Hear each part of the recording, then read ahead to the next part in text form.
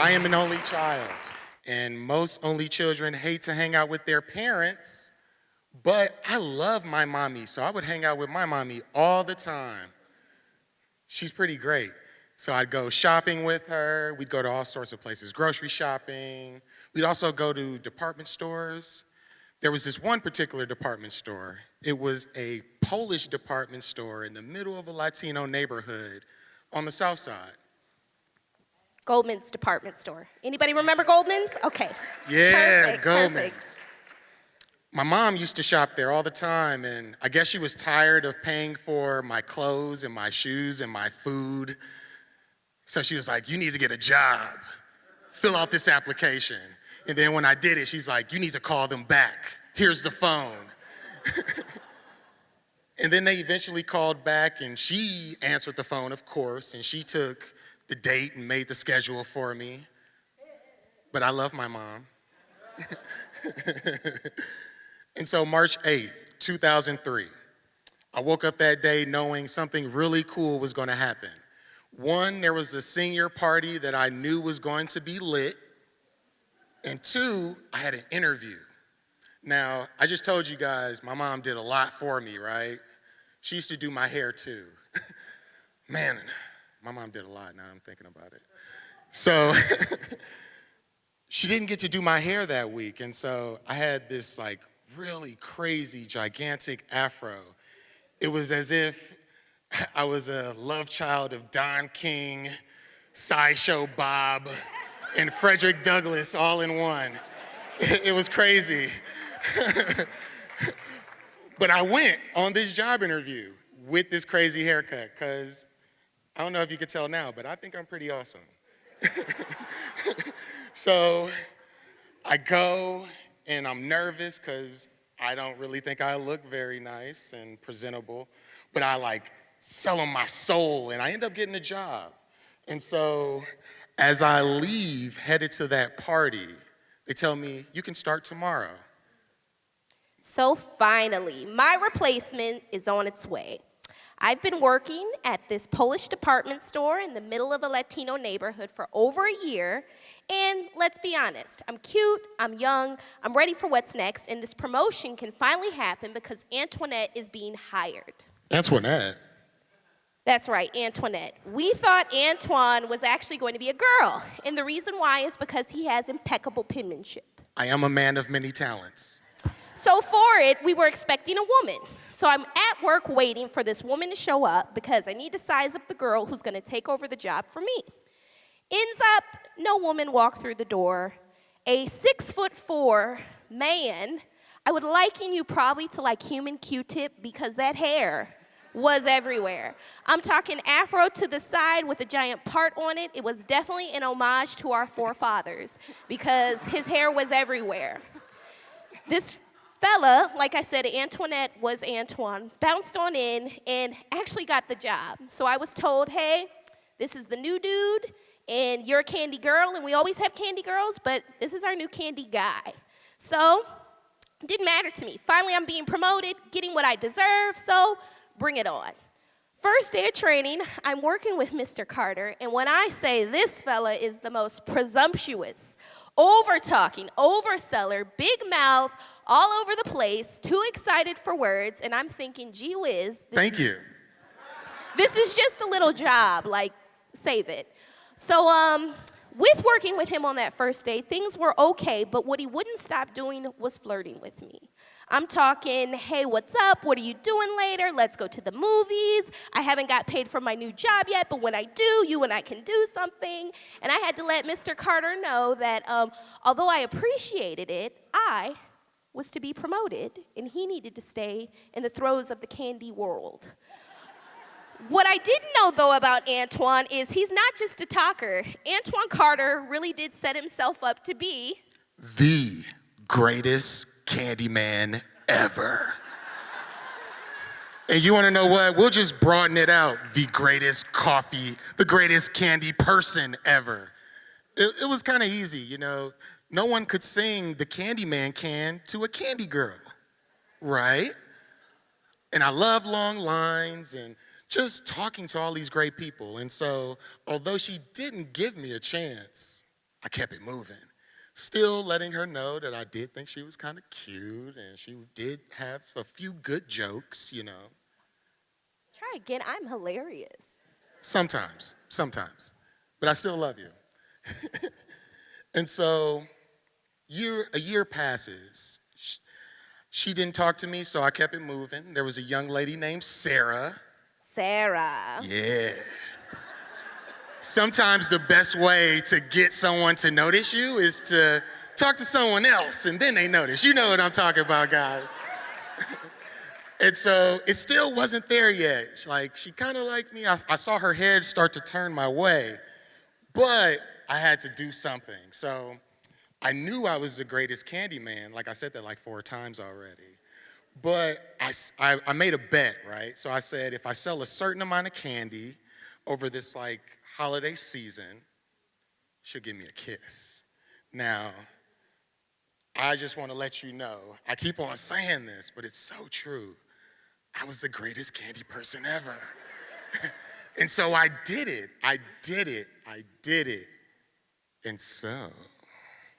I'm the type of gal, we make a bet, I pay my dues. So, this, like I said, presumptuous over talker let me know that the bet was on the table. So, while I knew he could probably reach his goals, at the end of the day, I said okay. So, like all 17-year-olds who live with their parents and, only work on the weekends, we decided that this here kiss that we were gonna have was gonna happen, of all places, our boss's office.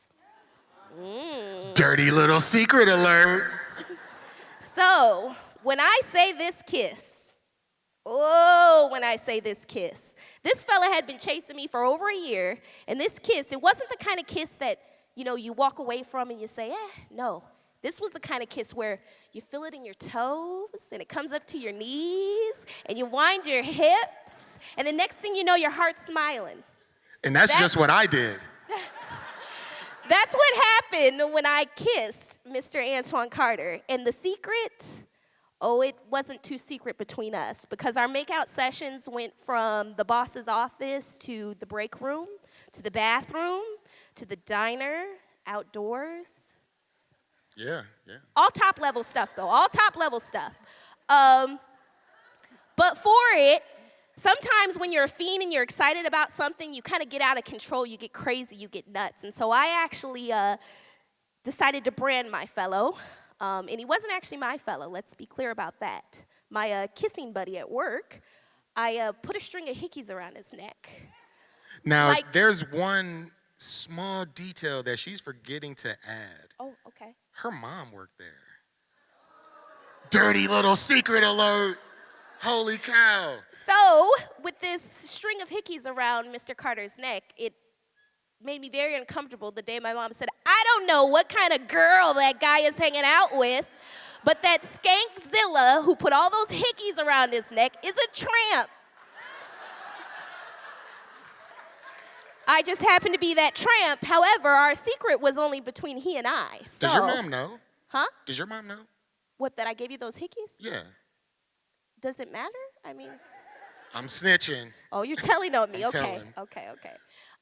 But for that, I decided then and there that although things were fun with Mr. Carter, brighter horizons were upon me, and I had to head on out to this place, Alverno College of all places. So I left, working at Goldman's, left that Polish department store in the middle of a Latino neighborhood, and moved on.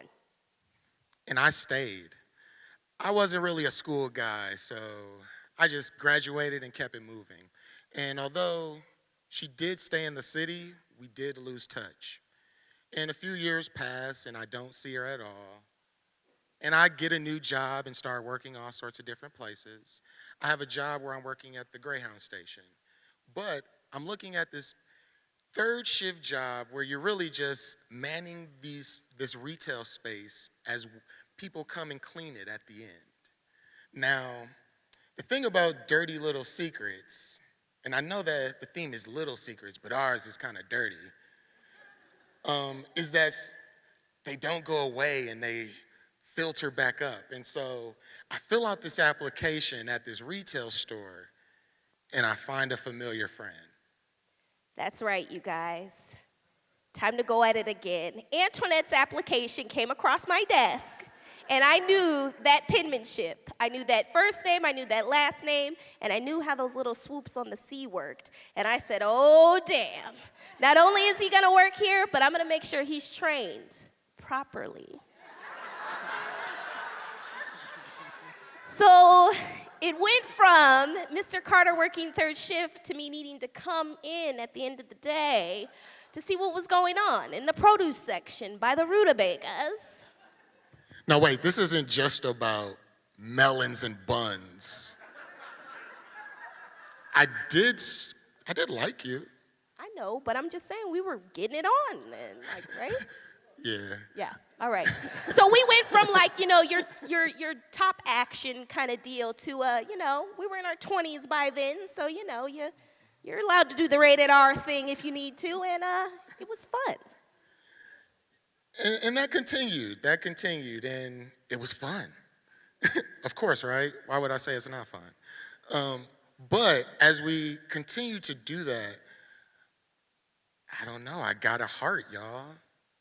I started to like her. I started to, think more of her jokes were funny.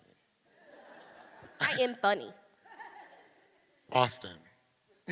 We go from sometimes to often now. And I don't know, that little guy inside who's like, no, you can't let her go. You lost her for 3 years.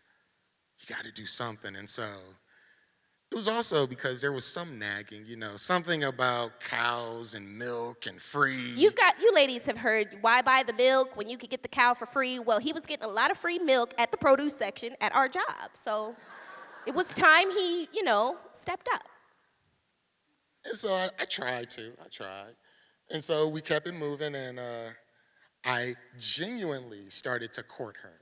And so we did go on dates, and we did go to the movies, and I did finally get paid from that job.